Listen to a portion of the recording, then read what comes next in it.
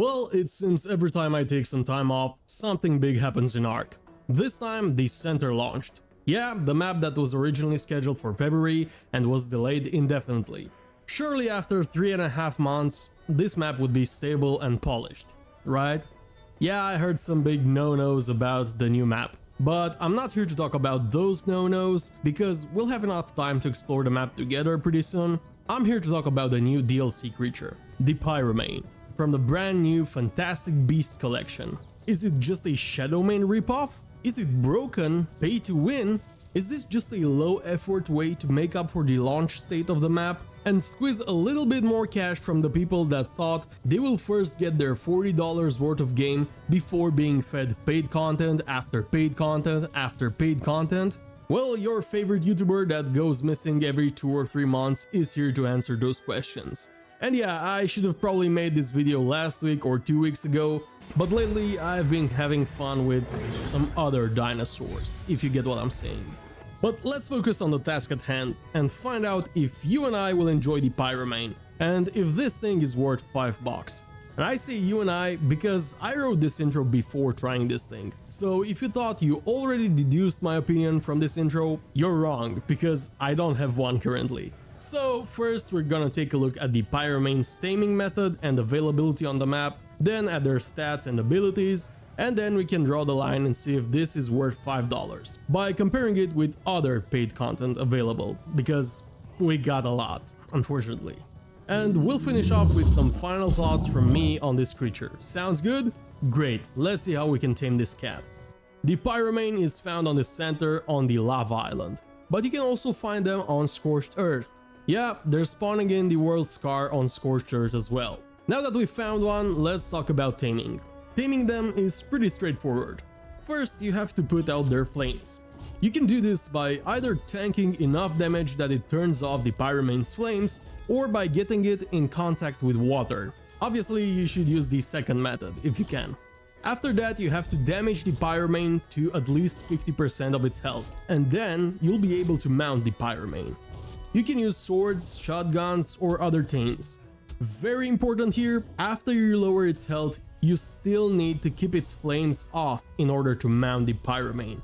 Once the Pyromane is mounted, a minigame similar to the Carcharodontosaurus starts, where you have to set creatures on fire by attacking them. You can see a bar above our target that fills every time we attack. That's their flame meter, let's call it that.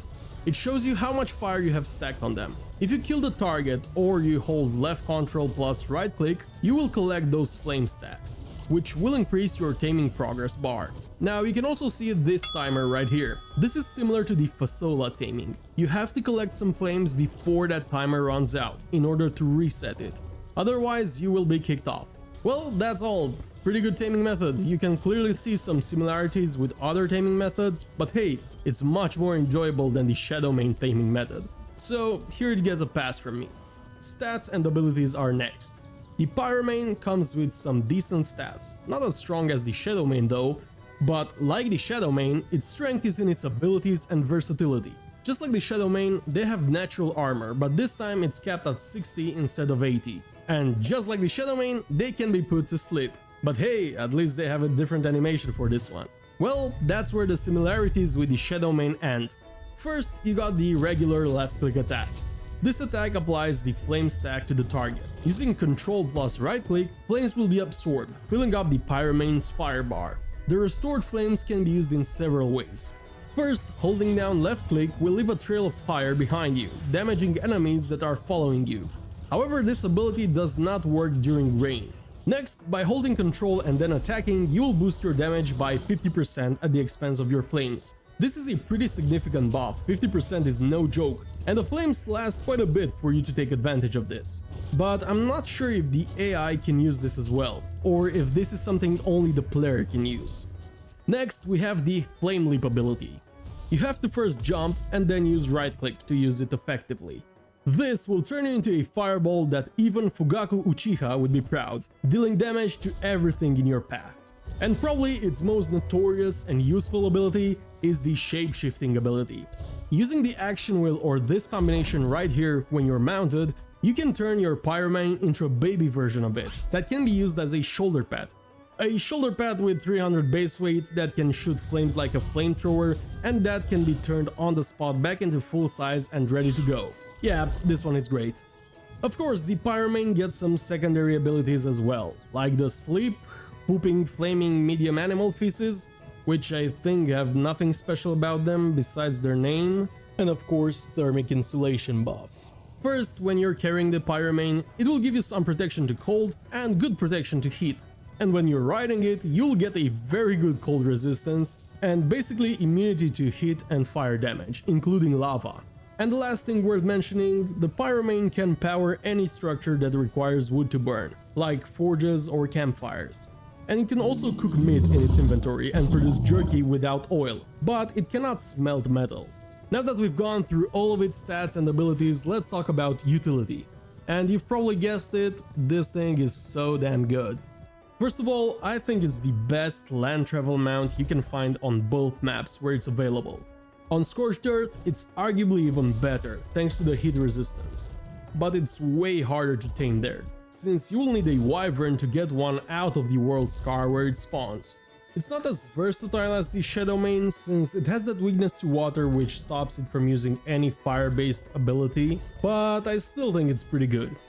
But there's one thing where it definitely beats the Shadowmane, and that is caving. Remember my cave guide for Scorched Earth? Yeah, the Pyromane is now probably the best for all caves in there. And I can already see how this is gonna go for the center cave guide as well. The Pyromane is just incredible for non-water caves. It can pass any choke point and then redeploy when the space inside allows it. Definitely one of the best caving dinos out there.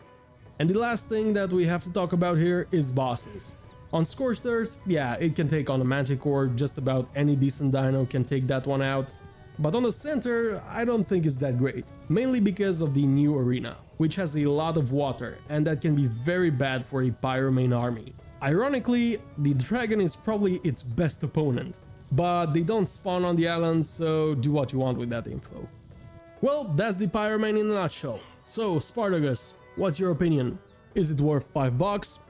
I'm gonna be honest with you, I was gonna go on a complete unhinged rant, but I decided to keep that for my next video. So hit that subscribe button if you don't want to miss it. For this one, I'm gonna try to keep it short and focus purely on the Pyromane.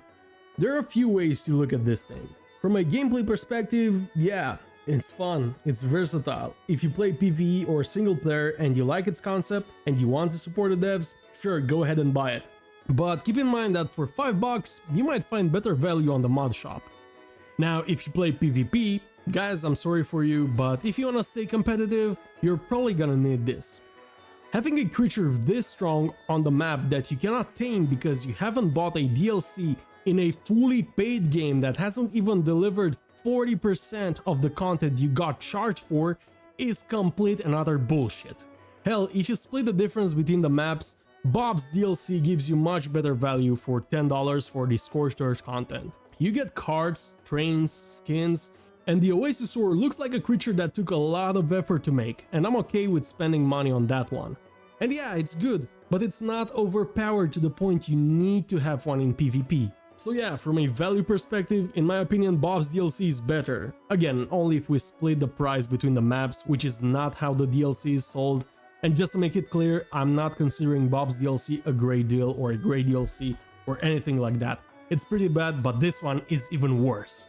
The Pyromane is simply a low-effort, cash grab scheme meant to capitalize on the hype around the center launch, and maybe make up a bit for the state in which the map was launched. There it is, I said it, that's my opinion. That's why it wasn't announced in the first place, because the backlash would have been huge, and it would have cast a lot of bad light onto the new map, which already was in a bad spot thanks to the failed launch back in February. But Spartacus, if that's your opinion, why did you buy it? Well, because there is one good reason to buy this, and that's to support a game that I love. But the frequency at which they are pumping paid content out is alarming to say the least. I understand that making Ascended and Arc 2 takes a lot of money, but just like Ross Clark said, they have 4 different revenue streams in Ascended right now, in a goddamn early access game. And then there's the animated series, which, believe it or not, They made that thing to make money, not to spend it. Okay, we're deviating from the subject, so let's start to wrap it up. Look, if they made a new model for it, maybe for both the small and the big versions, then the DLC might have been okay. So if you can get over the whole low effort thing, yeah, you can have fun with it. Or it would have been an okay DLC if they wouldn't have fed us paid content after paid content after paid content. Because it feels like I'm playing one of those garbage cash grab mobile games. At least this time they didn't charge us full price for the full Fantastic Tames pack from the start. So that's good, I guess. Guys, hope you enjoyed the video. If you did, give it a like, tell me your opinion in the comments, cause I know a lot of you don't agree with what I said. A special thanks to Curly Tones and all the other channel members over on YouTube. I hope you enjoyed the video, and I'll see you in the next one. Spartacus out.